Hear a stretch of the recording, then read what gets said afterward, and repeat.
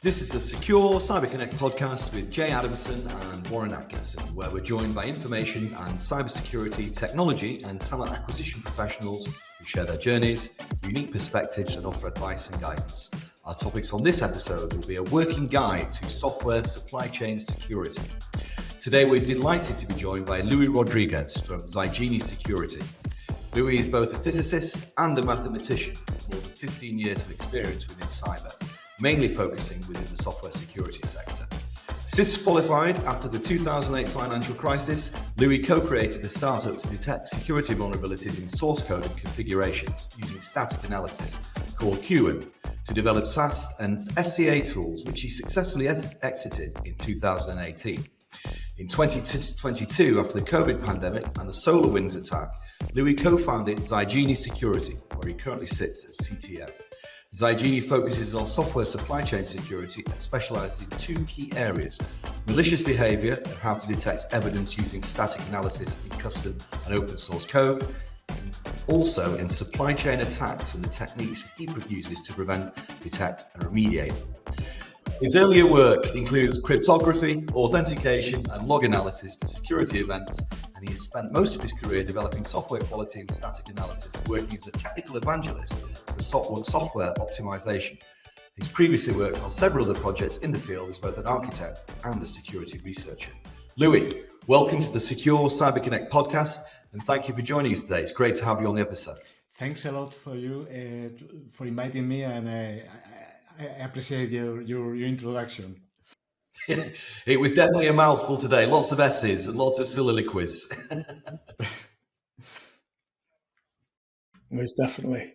And Jay and myself have been really looking forward to the session, Luis. So thank you for joining us. And before we get started, could you perhaps give the audience a high-level overview of what we're going to be looking to discuss today? Well, my expertise is in software security, and particularly in software supply chain security, which will be the main theme of this episode. Let's start in defining the term. According to Gary McGraw, which is a guru on the subject, software security is engineering software so that it continues to function correctly under malicious attack. That is the problem. If a software has weaknesses or bugs that an attacker can exploit, can leverage to force the software to do unintended or unauthorized things, you have a vulnerability, and that vulnerability could be exploited. This is what traditionally software security was about. But there is a second, more indirect possibility, which is if a user can interfere with how the software is built or deployed and inject malicious behavior into it, then users of my software could be affected, sometimes in dramatic ways, as we will see later. This is what software supply chain security is all about: protecting the infrastructure, the building infrastructure, the factory that produces the software, so the resulting artifacts are the intended ones and not the malicious ones.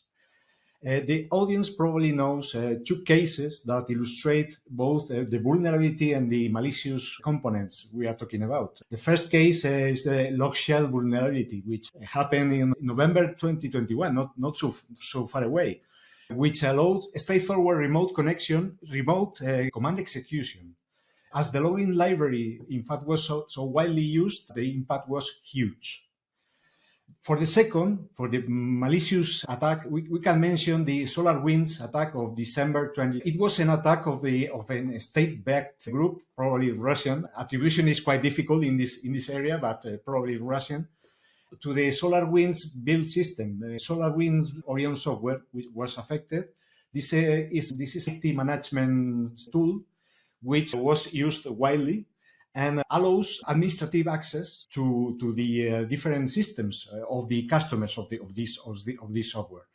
So the threat actors were perfectly where they were doing, because they ended affecting organizations like Microsoft, any U.S. government agencies, like, for example, the Department of Energy and the National Nuclear Security Administration, which maintains the U.S. nuclear weapons stockpile.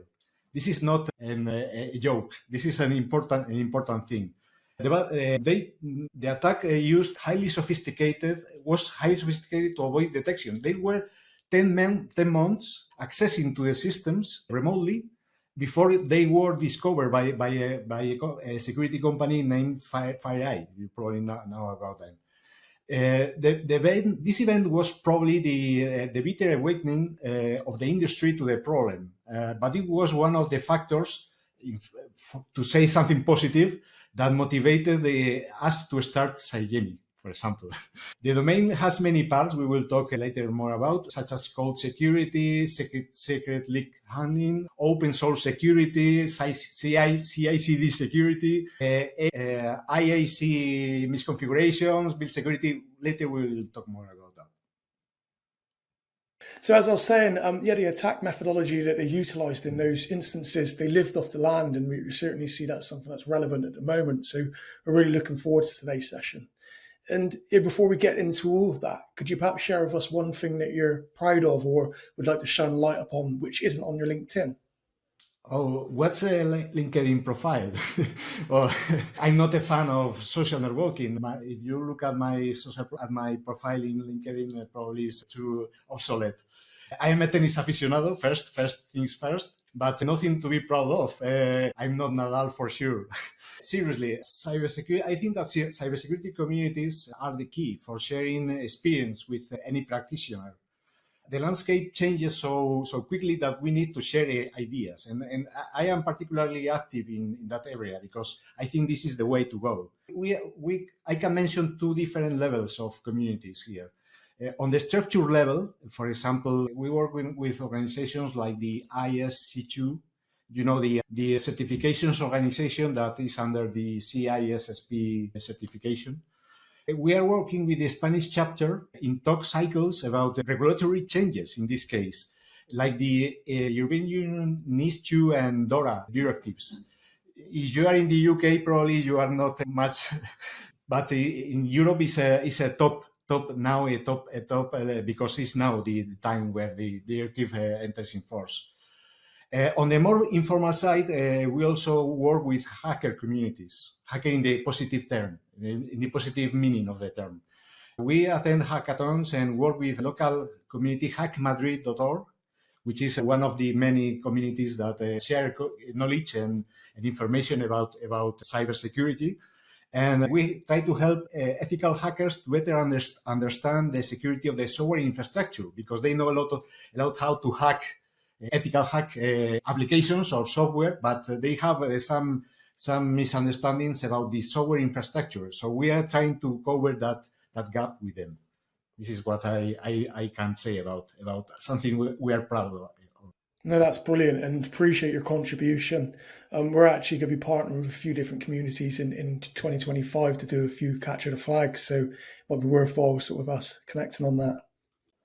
And Louis, we typically ask all of our guests if they could maybe describe a significant moment or a challenge that you faced in your career that went on to shape your views on cybersecurity.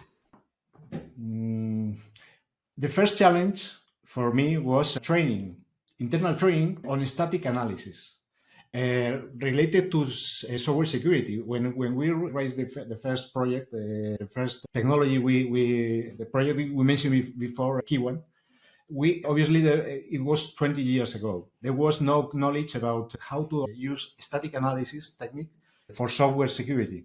It was part of the syllabus of the computer science studies, but for compiler generation, not for static analysis, for security issues, for finding security vulnerabilities. So that was the first thing I had to do. First, learn myself how to do that, and then train and mentor many people. I was lucky because I had a lot of excellent professionals. Many of them are working now with us since that time.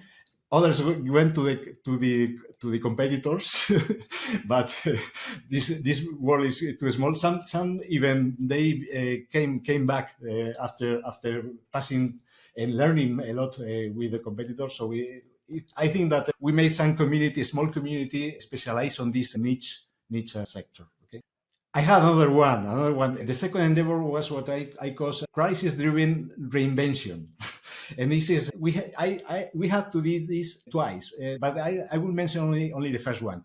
It was during the financial crisis of 2008. You know, we had a static analysis product there, which was focused on software quality, not software security. And the budget was cut. During 2009, it was dramatic. We had to reinvent or die. That was the idea, and we moved to the cloud in 2009, which is early for the at the time. And we moved to a quite a simple, much more simple product, which was easier to use and gave immediate solution to the problem, which was detecting static, using the same static analysis infrastructure. We managed to give a quick report with the main security code vulnerabilities. And that was a change we had to do in 6 months. So this is the worst challenge. The worst because I suffer a lot, but it was great. I understood a lot about how you have to change everything to stay on the same place. Adaptability is key. Yeah. So look, we want to really kind of look at what the key areas of focus are within software security. So I suppose to kick things off, what's your process for integrating security into the software development lifecycle? And in terms of sort of software and infrastructure ecosystems, you know, if you could maybe then go on to talk about sort of maybe the weak spots that people should be aware of, and maybe some of the most common points within the SDLC where vulnerabilities are often introduced. I will try to summarize because it's a long topic. Some 25 years ago, I mentioned Gary McGraw. This guy coined a term named building security in. I think this is the key for integrating security into the software lifecycle. Even he has a methodology for that. Software security is about integrating security practices all the way into the process of building software. You have to not only take care of the coding phase, but also you have to make clear security requirements. You have to be careful when you design the software to not introduce misconfigurations or something like that. You have to, when deploying the software, you have to do not commit errors that, for example, lead to supply chain attacks, and so on and so forth. So it's a complete adding security in all the phases of the software lifecycle. For implementing this, you could adopt a framework. There are many frameworks out there. You have a WASP. NIST has its own framework. Microsoft, of course, has its. There is the one from Gary McGraw is BSIMM, which is the framework they recommend. It's a maturity model with the different maturity levels you can achieve incrementally, which is nice because something you have to start from the beginning and go improve your maturity. To shorten this long story, I can give some clues about mistakes I have seen. You should have first you have explicit written security requirements irrespective of the methodology you use. For example, if you are using Agile is not, I cannot write any software. I have to have user stories, and I have to use, for example, abuse cases. Abuse cases is a method for writing down the security requirements and how to test that the software is secure. If I get a true abuse case, then the software is failing in security. So these techniques are the proper way to define the security requirements of any application. But obviously, there are many other things to consider in the other phases: design, integration, testing, and so on and so forth. And I had to highlight what I think is the most crucial step in the process. I would highlight the code reviews. Code reviews, you can get help with scanning tools, automation, and so on. But manual code reviews are by trained engineers in the same team that is developing the software. is the way to catch most of the security issues. But you have to have trained people on for making these code reviews, and it takes a lot of effort, a lot of resources. It costs money. So many organizations fail to do this appropriately. But it's the best mechanism to avoid security issues later. So I always recommend keep your code reviews on security right, because if not, you will end with a security vulnerabilities. Yeah, and where we're seeing a lot of success in organizations is when they're buddying up the security teams with some of those software development engineers so that they rub off on each other. There's a mutual exchange of knowledge, and it makes things sort of easier as the process and development goes on. So, Louis, from a long-term perspective, how can organizations plan for scalability and future-proofing security of their applications as they grow? Another good question with a concocted answer, okay? Let's start with how the risk increases when an application matures, okay? Applications start small. Developers start using the latest version for each dependency they need. They get npm installed and put the name of the dependency, and they get the latest version, which is normally is not written with vulnerabilities, okay? So you start safe. The application starts safe. You do things right because the application is small, but obviously things get more complex, and complexity brings shortcuts, and shortcuts introduce misconfigurations, and vulnerabilities end appearing in this open source. The vulnerabilities probably were there at the beginning, but they were unknown. But when they are discovered, they start beginning to be shown by the tools, by the vulnerability, the scanners. So you start being secure, completely secure, and then you end with technical debt, with security technical debt, because the way the application rots is getting rotten with time. So you need to fix that. And how do I fix that? I have 100 of, because developers first need to do software. And then if they have time enough, they can solve some issues. The problem is that I need to solve a lot of issues, and I have a few resources. So how I solve this conundrum? I need to have prioritization. I need to understand which of the many vulnerabilities I have are worth to be fixed, because I have to fix only the real thing, the thing that real has risk associated. And this is quite complex. We will later talk more about that. And around that sort of continuous investment, why is that important? Why should organizations continue to invest within that space? And what would happen if they sought to stop?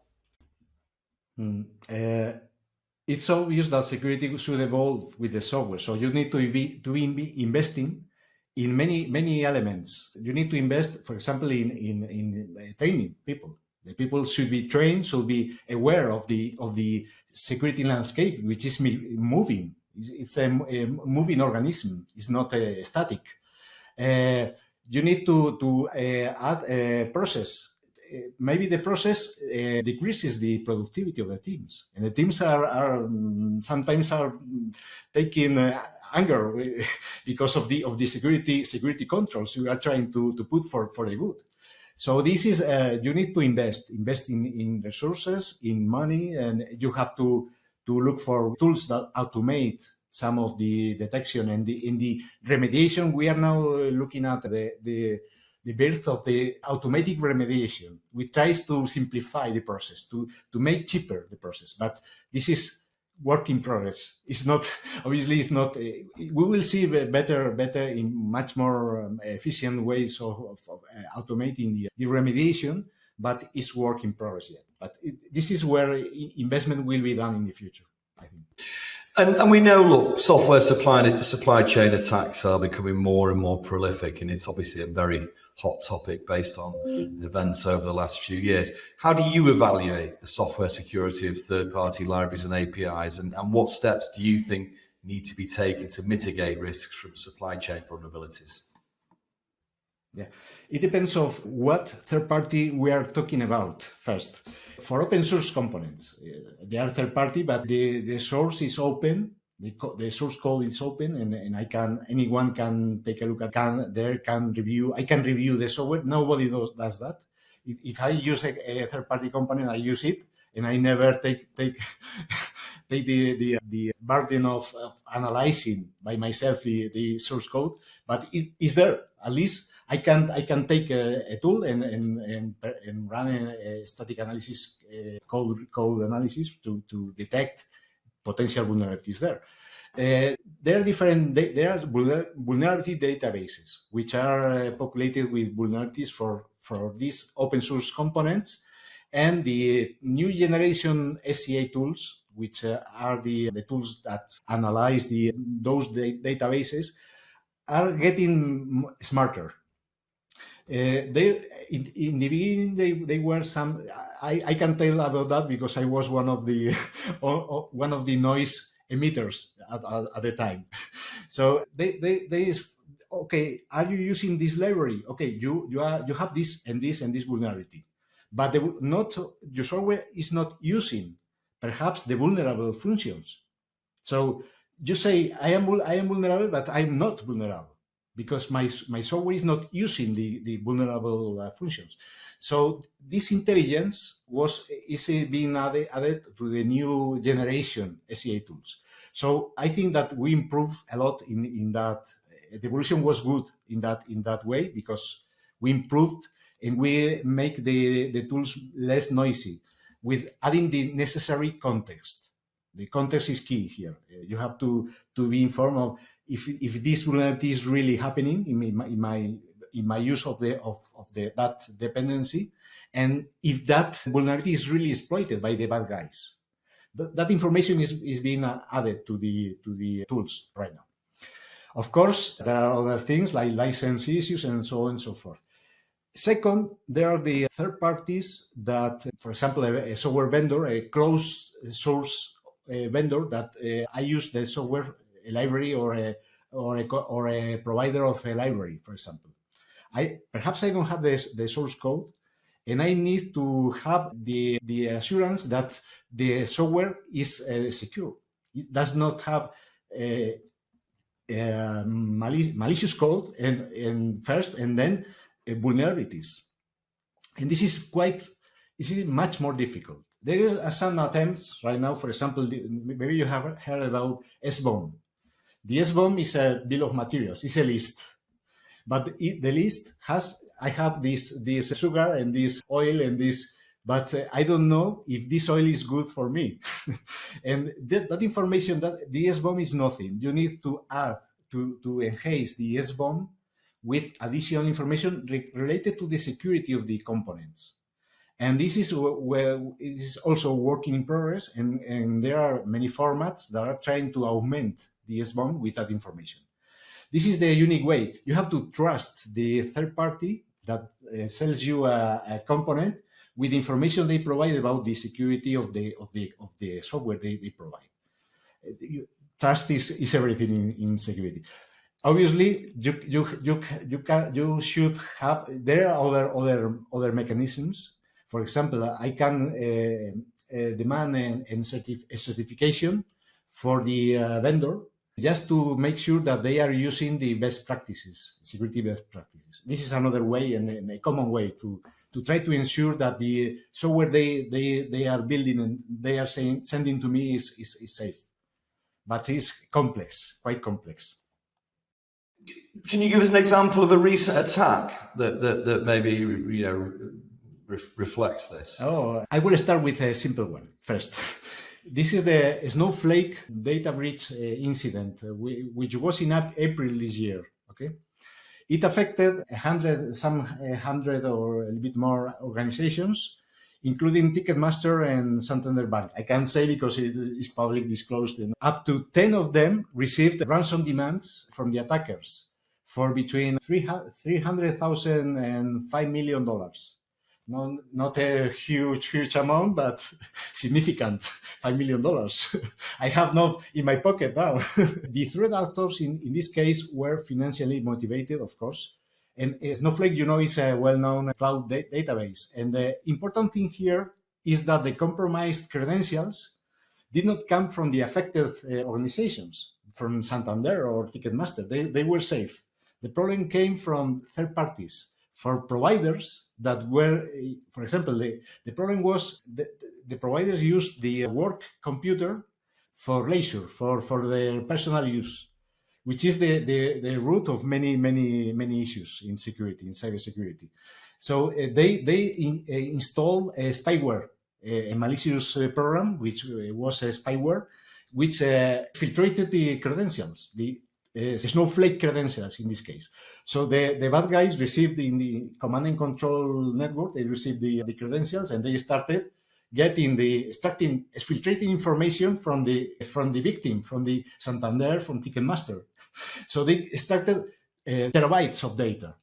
They don't know if the data was perhaps they look, but they started massively the data, and then get ransom note to the affected victims. And at the same time, they were trying to sell the data in the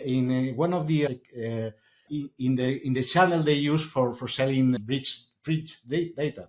So they were starting and at the same time trying to get direct money selling the data. So this is the way the bad guys act. It's not. So yeah, as I was saying, Louis, I think I read somewhere most recently that the attackers actually had sight of the insurance policy that Snowflake had, and that's why they sort of made a demand for that exact amount. I think with a lot of attackers, once they've got sight of that on the internal system, they know not to ask for too much. And I think they position themselves in the dark market to sell that data, of course, as a point of leverage to show that they've got a lot of intent there. Just going on from that, in terms of how you can tell if a software component contains malicious behavior, in your opinion, what works best and what falls short in terms of sort of protecting software from malicious modifications by cyber criminals? And are there sort of any lessons that we can learn from the past that could maybe guide people and guide organizations on this? I have bad news. More bad news. It's for a few attacks, it's impossible. Let me illustrate this point for now. There is a well-known attack this year also, the XZ utils attack, which is a backdoor in the OpenSSH tool. OpenSSH is hanging, there are 20 million servers hanging on the internet right now. The threat performs a highly sophisticated social engineering attack. They get into obscure library, which is a compression library, the XZ library, and they gain the trust from the official maintainer.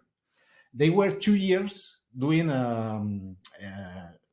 neutral or even positive commits, contributing to the project, until they get okay in an open source project. If you demonstrate your versatility and that you can help, you can get as a contributor, as a maintainer of the project.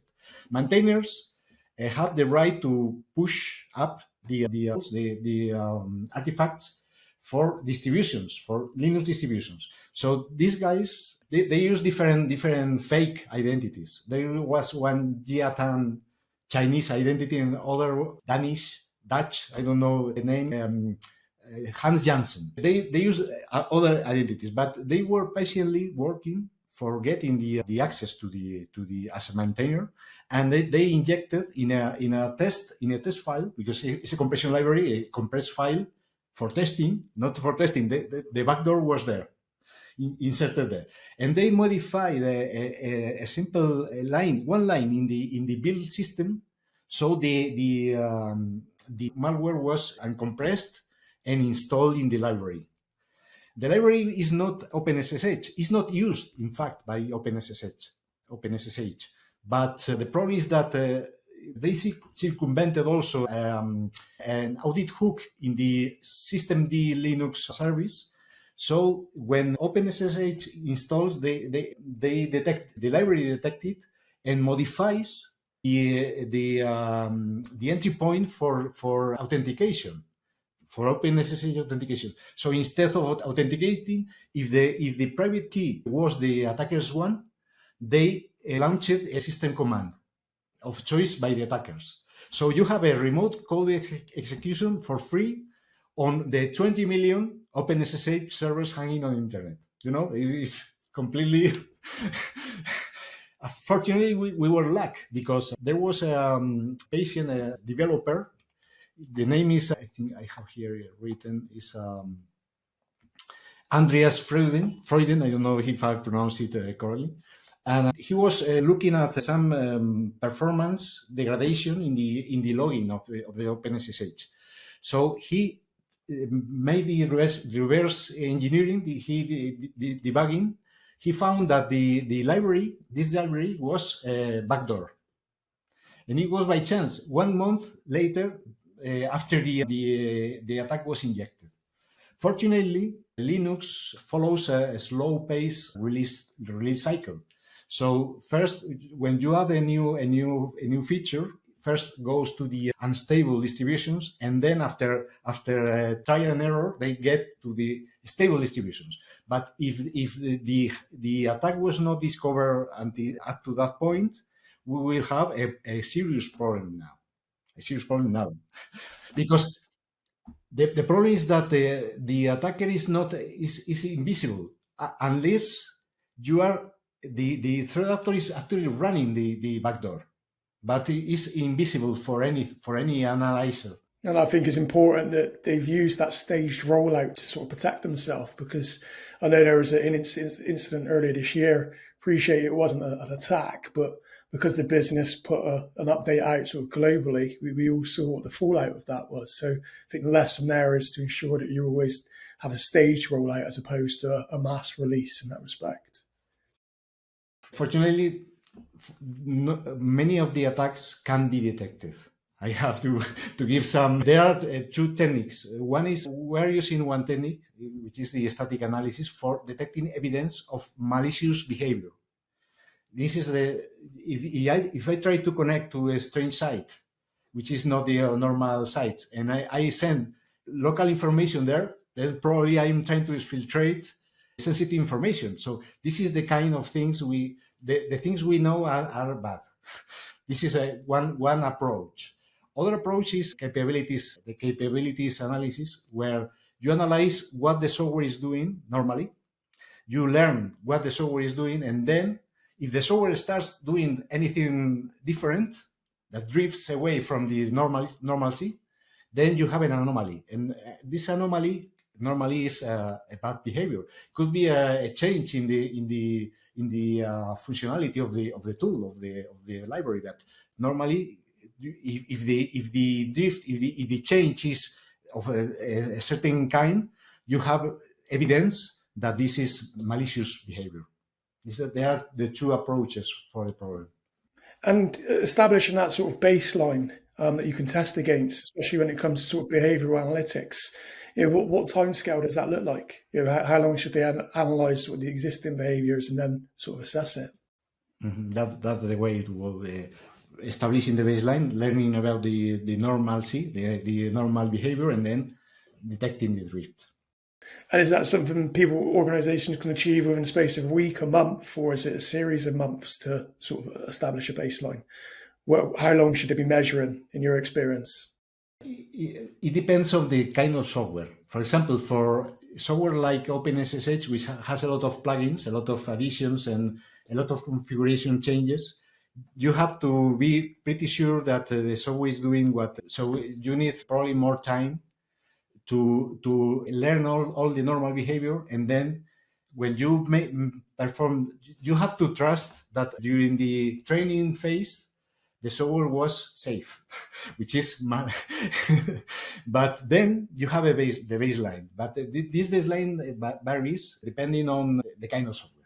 And do you think that's something that should be assessed and tested sort of bi-yearly or on a yearly basis? Because obviously based on Yeah, sure. Yeah, that's the best way. You have to reanalyze again because behavior changes. This is our approach is more. We know what the bad looks like. The other approach is I try to find the unknown. Both combined probably is the best way to go. That's brilliant. And I know we touched on the open source security tooling earlier, but could you briefly talk us through the evolution of open source security tooling? Yeah, I mentioned before how the SCA tools evolved, getting smarter, mainly. Adding context, if you think about reachability, for example, there are many entities here, but reachability is to know the paths, the execution paths from the source that is using the dependency to the dependents, to the libraries that I am using.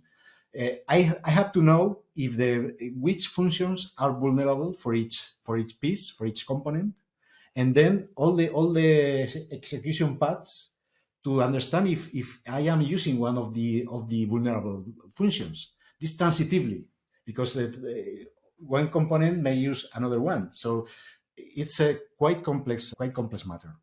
Okay, but new generation CA tools do this, fortunately, and they are limiting quite, because perhaps I have only to focus on 5% of the total number of vulnerabilities, potential vulnerabilities I have. So it decreases by a factor of 20 the number of issues that I have to fix. It's a great improvement in this way. No, that's brilliant. And appreciate you've had a really sort of impressive career, and you bring into the podcast today some diverse perspectives from all of the scars that you carry. So do appreciate that. But for security professionals, those that are focused on software security, what are some of the general principles they should be following in your experience? Baby steps. I will try to use a small baby steps. Start checking your basic cybersecurity hygiene. This looks simple, but what are these baby steps? What are the basics I have to follow? I have to wash my hands or my face or that kind of thing. You have to have ideas, and I give many talks about this point. How can I start a cybersecurity program if I have nothing? Mainly for small business enterprises, which they don't have probably a comprehensive security plan. Second principle, fix early, fix often. Early, because the earlier I handle a security issue, the cheaper it is to handle it. It's obvious. The problem is that it takes money, and it diverts me from developing the software, which is the main reason I am developing software. Awareness and training of software teams is the first thing to consider. If my team doesn't know anything about software and how to prevent introducing vulnerabilities, I will have vulnerabilities at the end. So awareness and training. And remember, obviously, there are many other principles. Least privilege, for example, which is quite hard to implement, because I need to know which rights I need, and then which rights I have, and we have to check these two lists. And if one list is much higher than the other, then I have a problem, or I cannot access, or I have access to too higher access. This is quite difficult. It's said in all conferences, but if you know something about software, it's quite difficult to implement. There are two more. I think make security user-friendly, which is security is a nightmare if you don't put it in clear terms. And define, I think the last one is quite new, is define configuration for fail-safe and secure by default. Because many times you put a vulnerable application by default.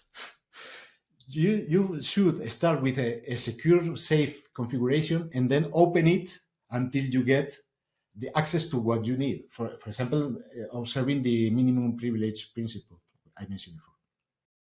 No, that's good. And you've successfully transitioned from being sort of just 100% technically focused to having sort of 50% of your time having a view of the business and the commercials there. And you've been involved in startups and scale up. So what one key skill or mindset shift has been crucial for your success? I have three. Perseverance, hard work, and be a sponge to learn from the people who know. This is for me the three main principles. This is not a self-help book, but this is what works for me. Perseverance. You have your idea. You may be wrong, but you have to be perseverant at least until you hit the wall.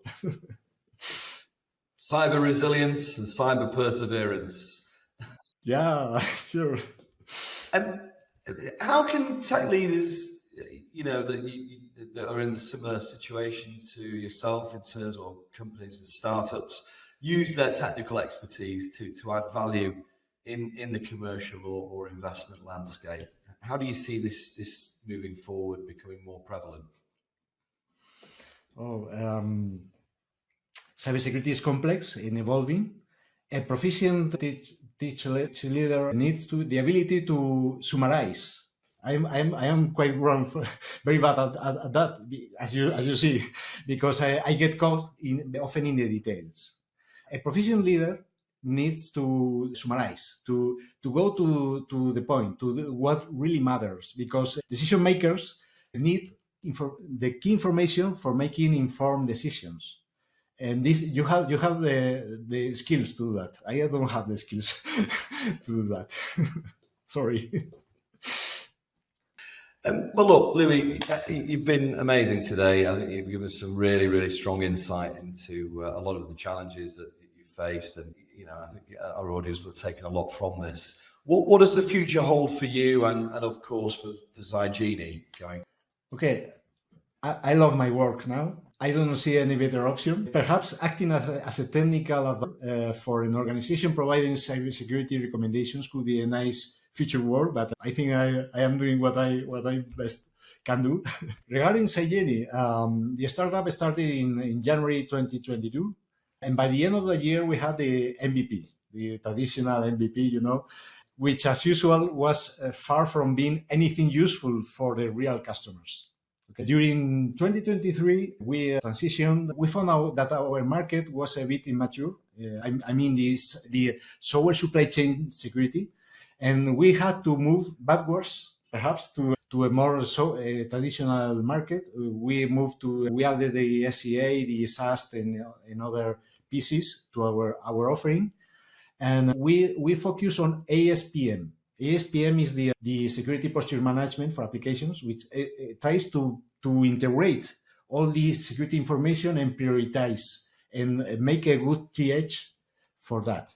We added also remediation abilities for easier remediation of security issues, which is a complex thing. We are working in progress right now. And 24 was the product to market fit year. Okay, just to summarize, which matched effort with POCs, with proof of concepts. We learned a lot from customers, from potential customers. We learned a lot of the different combinations of technology they use, and we have to adapt to that. So this was the best way we used for maturing our own product. We recently opened the trial, which hopefully we will add more users and more kind of different configurations we have to be aware of. And we are in good shape now, what time will say. Well, we wish you all the success in the world going forward with this, Louis, and I'm sure that going into 2025, it's going to be a very exciting time for you in the business. My LinkedIn profile is not much updated as I mentioned, but there I publish the events I participate, and many are open, so anyone can connect. Anyone who wants to connect me in LinkedIn for sharing ideas will be welcome. And Louis, is that something when you've got a new release coming out, you're happy to sort of come back on and share with the community? Thanks a lot. Fantastic. Well, look, Louis, we'd like to say a huge thank you. The community will have certainly found a huge amount of value in today's episode. As always, if anyone wants to continue the discussion and for more sustained engagement, we invite you to join the secure CyberConnect community platform, where we're offering a range of collaborative solutions for both tech and security professionals. at no cost. These include expansive community access, cross-section mutual mentoring programs, weekly online networking sessions, and a range of exclusive interviews such as this, along with future panel discussions and masterclasses.